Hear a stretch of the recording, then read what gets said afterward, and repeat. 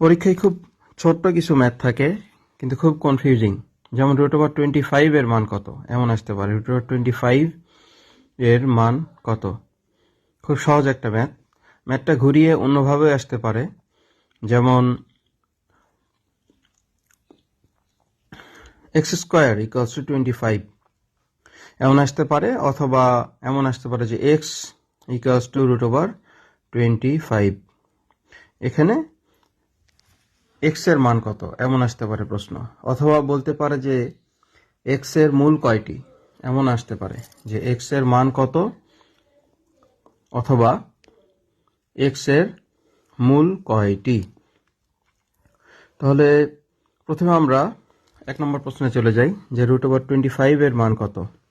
√25 কে আমরা কিভাবে লিখতে পারি? √25 = 5 এর বর্গ হচ্ছে 25, তার মানে 5² লিখতে পারি। তাহলে 5², এখানে রুটের বদলে আমরা পাওয়ার হাফ লিখতে পারি, অর্থাৎ 5² এর পাওয়ার হয়ে যাবে হাফ। তাহলে আমরা খুব সহজেই 2 আর 2 কেটে দিতে পারি, 2 × 1/2 আকারে আসে, তাহলে 5⁻1, তার মানে অ্যান্সার হচ্ছে 5। তাহলে অপশন যদি এরকম থাকে যে 4টা, যে +-5, এরপরে +5 বা শুধু 5, এরপরে -5, এরপরে নান অফ দিস বা কোনোটিই নয়, এভাবে আসতে পারে। তাহলে সেক্ষেত্রে অ্যান্সার কোনটা হবে বুঝতে পারতেছেন, অ্যান্সার হবে হচ্ছে 5। আপনাকে কনফিউজ করার জন্য প্লাস মাইনাস থাকতে পারে। এবার যদি আসে এমন যে x² = 25 বা x = √25 হলে x এর মান কত বা x এর কয়টি মূল আছে, তাহলে x² = 25 লিখতে পারি। তাহলে x² এখানে একই হবে, 5² 25।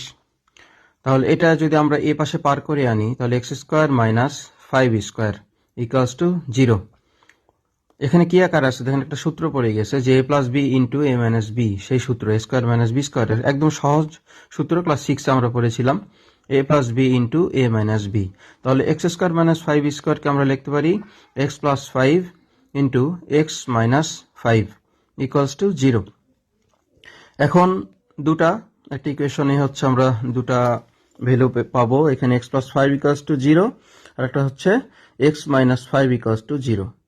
তাহলে এখান থেকে আমরা পাবো যে x = -5, আর এখানে পাবো হচ্ছে x = 5, অর্থাৎ +5। তাহলে x এর মান কিন্তু কত দাঁড়ালো? 2টা, অর্থাৎ একটা দ্বিঘাত সমীকরণ। এই সমীকরণের যেহেতু পাওয়ার 2, তার মানে দ্বিঘাত। পাওয়ার 3 হলে ত্রিঘাত হতো। দ্বিঘাত সমীকরণের মূল সাধারণত 2 হয়, ত্রিঘাত সমীকরণের মূল 3 হয়। এটা আমরা যারা ইন্টারে মানে সায়েন্স ছিল যাদের, তারা এই দ্বিঘাত সমীকরণ নামে একটা আলাদা অধ্যায় ছিল, সেখানে ডিটেলস লেখা আছে, আপনারা দেখে নিতে পারেন। তাহলে এই ধরনের প্রশ্নে উপরেরটা হচ্ছে কিন্তু শুধুমাত্র পূর্ণবর্গ সংখ্যার মান, সেটা কিন্তু শুধুমাত্র +5। কিন্তু এখানে যদি আপনার বলে যে x² মানে দ্বিঘাত সমীকরণ, তাহলে অবশ্যই মূল 2টি, মানে +5 -5 দুটাই কিন্তু অ্যান্সার হবে। আপনাকে কনফিউজ করার জন্য +5 -5 আলাদা আলাদা ভ্যালু দিতে পারে, কিন্তু +-5 যেটা, সেটাই কিন্তু অ্যান্সার হবে। আবার অপশন এইভাবে আসতে পারে, +5 হয়, -5 হয়, +-5 হয়। তাহলে প্রশ্ন যদি আসে এরকম যে উপরে সবগুলো সঠিক, তাহলে কিন্তু উপরে সবগুলো সঠিক, এটাতে আমরা টিক দিব। এটা আপনাকে পরীক্ষার হলে